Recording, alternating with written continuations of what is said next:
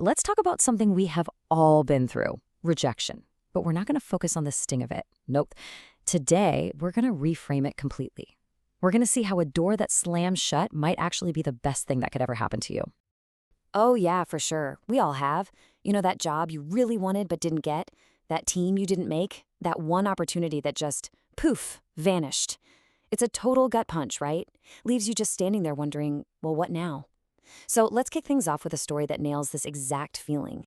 Okay, so let me introduce you to Mira. Her dream was super clear, super focused. She ate, slept, and breathed art. I mean, she was pouring hours into practicing every single day, all for one thing, getting on the school art team. She could already see her name on that list. And then the moment of truth arrives. The list is posted. She's scanning it once, twice, a third time. And your heart kind of sinks, right? No matter how many times she looks, her name just isn't there. All that work, all that hope, just gone in an instant. And it's more than just being bummed out, you know? It's this heavy physical feeling, like a giant steel door just slammed shut, locking her out. To her, this wasn't just a little setback. It felt final, like a complete dead end. But then something happens. She has this chance run-in with the school custodian of all people, and he drops this little piece of wisdom on her, and it's a total game changer. He tells her that what feels like an ending, well, sometimes it's really just a quiet beginning in disguise.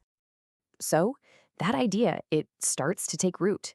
And it's kind of funny, 'cause she's doing everything she can to avoid the place that caused her all that pain, the art room. The art room. And in the process, she just happens to wander into the digital media club. See, she didn't force it. It only happened because her main path was totally blocked. And in this new place, boom, something just clicks. Literally. She picks up a camera, starts playing around with filmmaking, and it just feels right. Where the other path felt like pushing a boulder uphill, this feels like flowing with a river. Every little action feels like another door just swinging wide open for her. Mira's story is the perfect setup for what we're really getting into today. So let's pull back and break down the big idea behind her experience. It's time for the reframe.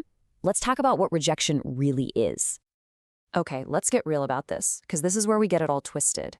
The myth is that rejection means you failed, that you weren't good enough. But the reality? Rejection is just proof that you were brave enough to even try. You can't get rejected if you're sitting on the sidelines. It's the price of admission if you want to grow. Seriously, think about it. Pick anyone you look up to, anyone who's achieved something amazing. I guarantee you their story is packed with moments they were overlooked, passed over, or just plain rejected. It's not the exception, it's part of the process. And here's the key, right? It's not a straight line. It's a cycle. You get a no. Okay, you don't fall apart. You ask, what did I learn? You tweak things, readjust, and you rise up to try again.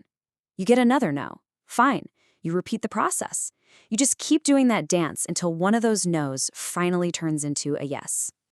So this whole thing we're talking about, it actually has a name. It's called redirection. It's this idea that the thing that feels like a massive, crushing failure is actually the universe doing you a huge favor. It's just gently nudging you away from a path that wasn't quite right for you and pointing you toward one that is. And that brings us full circle, right back to Mira. Getting rejected from the art team felt like her world was ending, but it was the one thing that had to happen to turn her feet toward the digital media club. That closed door wasn't a wall. It was a sign pointing her exactly where she needed to go. Okay, so if we know all this, if we understand it logically, why is it still so scary to put ourselves out there? If redirection is so great, what is it about hearing no that just freezes us up? Well, let's dig into the real culprit here. It all boils down to one simple four-letter word, fear. And I love this acronym for it. False evidence appearing real. Isn't that great? It's all just a story we're telling ourselves about some catastrophic future that isn't even here yet. It feels real, but it's not. And check out this quote, because it completely flips the script on fear. Yeah, rejection is scary, no doubt. It's uncomfortable. But you know what's way, way scarier? Staying stuck. Never changing, never growing, never finding out what else you could be. Now that should be terrifying. Think of your comfort zone like a cozy little box. It's safe in there, sure, but nothing grows in a box. The real magic, the real transformation, it all starts with that one simple act of courage, just deciding to show up and try, without any guarantee of how it'll turn out. All right, so we've walked through the idea, we've seen it in action with Mira. Now, let's bring it home. This is about you. It's time to find your open door. So I want you to do something for me. Take a second right now. Think of a door that closed on you recently. Could be big, could be small, doesn't matter. Now, instead of seeing it as a failure, just ask yourself this. What if that wasn't a no? What if it was just a not this way?